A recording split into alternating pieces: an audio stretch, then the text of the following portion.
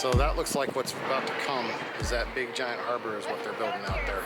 That could be really cool, especially for a free zoo.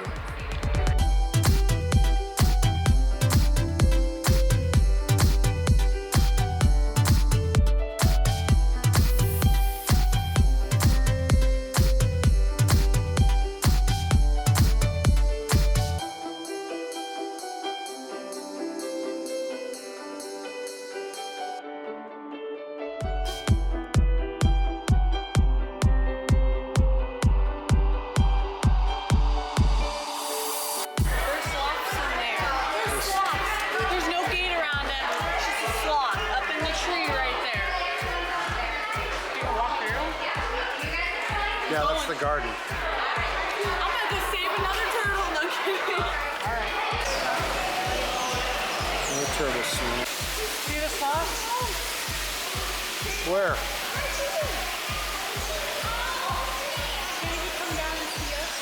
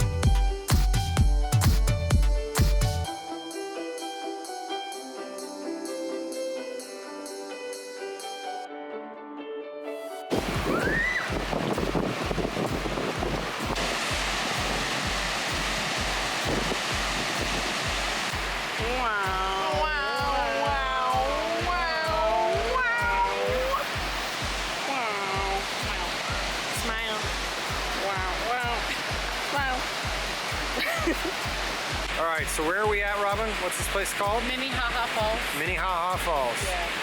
So it's a little hiking trail. With waterfalls. Lots of big waterfalls.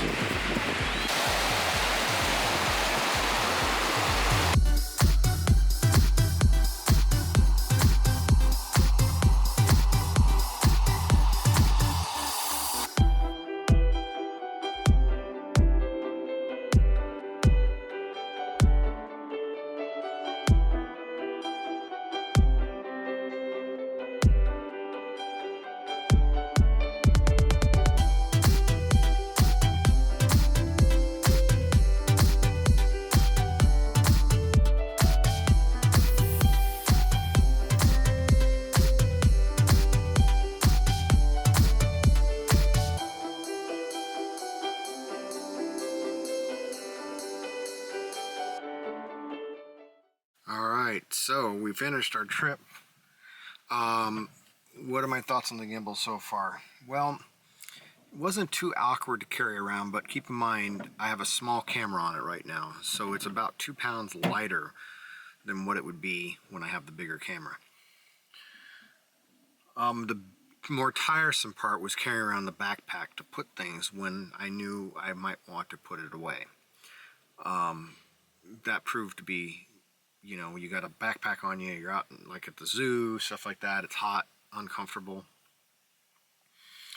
But it was still doable.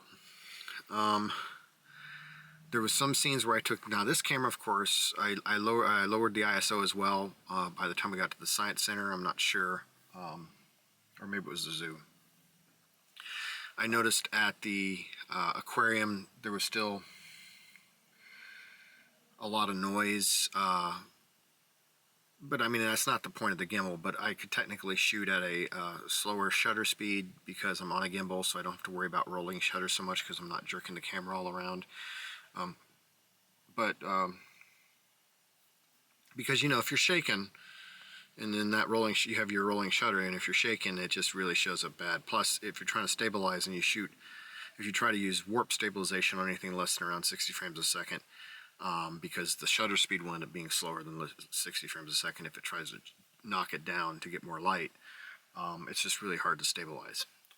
So So where am I at so far with my decision of a gimbal versus and like the GH5S or going with a GH5 that has the better stabilization and no gimbal?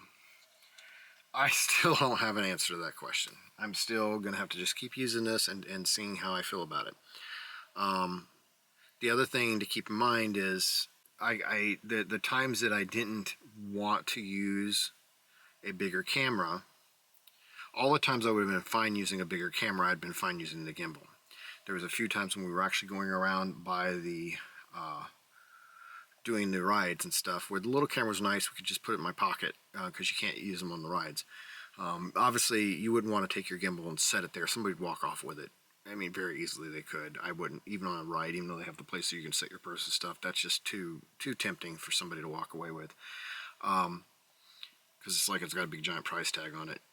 Whereas a DSLR without the gimbal, you could technically just throw that in one of the little cubbies, you know, and it would probably be safe, less noticeable. So I don't know at this point. I'm still up in the air. Now, what do I think about the quality of this Zhiyun Crane Pro gimbal? The battery life is phenomenal. I used it all 3 days, as much as I would ever want to use it, and I still only, it was down to flashing with 3 lights as opposed to 4 as fully charged 3, so I was between 50 and 75% still of battery life by the end of the trip. So the battery life is not even a concern. I think your one set of batteries, you'd be fine. So as far as the quality, I did notice like a real odd popping sound sometimes, but even when the gimbal was off, like it was flexing, which kind of bothers me. It may be nothing. Once in a while it would kind of do some quirky movements as well, which technically my camera's 10 grams, something like that, 10 grams less. Yeah, I don't know. I don't know those weights, but it's supposed to be 360 and I'm at 350. So I'm a little light, so maybe that's why once in a while it was acting funky, or it could just be what gimbals do. You saw the footage. There's and there was a few times where I was like carrying the camera without the gimbal, so if you should hopefully be able to see the difference between the two footages without me identifying it. I did warp stabilize the footage that was without the gimbal. So, all right, so that's my review so far, and I hope anybody finds this useful. Again, I still haven't decided which camera I would go with. Still have to keep going with this test.